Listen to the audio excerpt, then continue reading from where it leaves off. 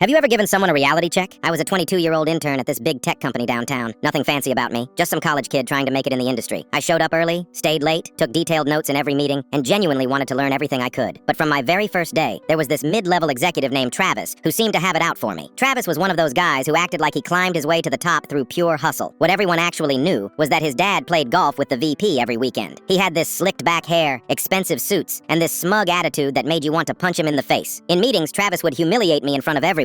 He'd say things like, "Let the intern take notes since it's the only thing he can do right," or "Someone get this kid a coloring book while the adults talk." I'd just sit there, swallow my pride, and keep my mouth shut. I figured if I worked hard enough, proved myself enough, things would eventually change. For 3 months, I put up with his garbage. I coded late into the night, fixed bugs nobody else wanted to touch, and even brought coffee for the whole team. Travis would take credit for team improvements, and never once acknowledged my contributions. Then came the quarterly team review. Every employee got to do a short presentation about what they'd been working on. I had spent weeks building this internal tool that automated data processing and saved the dev team hours of work every day. I was nervous but excited to finally show off something I was genuinely proud of. The presentations were going alphabetically by last name. Travis went right before me. He walked up to the front with his usual confident swagger and gave this flashy slideshow with fancy graphics and smooth transitions. Then he clicked to his final slide and showcased my tool as his own creation. He used my exact phrasing from emails and documentation. He even mentioned specific features I had brainstormed in Slack messages. The room erupted in applause. Senior developers were nodding approvingly. The VP was taking notes. My mentor sitting next to me gave me this confused look like, "Wait, didn't you make that?" My heart was pounding. I felt sick. 3 months of abuse was one thing, but stealing my work and presenting it as his own in front of the entire engineering team crossed every line imaginable. When Travis finished and asked if there were any questions, he had this satisfied smirk on his face. The moderator called my name next. I stood up slowly, my hands shaking slightly as I grabbed my laptop. "Actually," I said, my voice surprisingly steady, "I had something else planned to show today. But since Travis already presented my project, I'll instead walk everyone through how I built it, from scratch." The room went completely silent. You could hear the air conditioning humming. Travis's face went from smug to confused to pale in about 3 seconds. I opened my laptop and connected it to the projector. First, I showed the version control timestamps dating back 2 months. Every commit had my name on it. Then I pulled up Slack messages where I'd discussed features with other developers. Next came my original prototype sketches that I'd photographed and saved. Finally, I showed the Git logs with detailed commit messages explaining my thought process. Every piece of evidence pointed to me as the creator. The room was dead quiet except for the clicking of my mouse. Executives were leaning forward, paying attention now. Travis was frantically checking his phone like he was looking for an escape route. After I finished my walkthrough, my mentor leaned forward and asked the question everyone was thinking. "Travis, why did you say you made this?" Travis stammered something about collaboration and team efforts, but his voice was shaky. Everyone could see right through it. The VP of engineering thanked me personally after the meeting and asked to schedule a one-on-one for later that week. HR followed up with me the next day. They'd already started an investigation. Within 2 weeks, Travis was quietly transitioned out of the company. Nobody made a big announcement, but he just stopped showing up. My internship got extended through the end of the year and converted into a full-time offer with a salary that was way more than I expected. The tool I built became a permanent part of the company's workflow.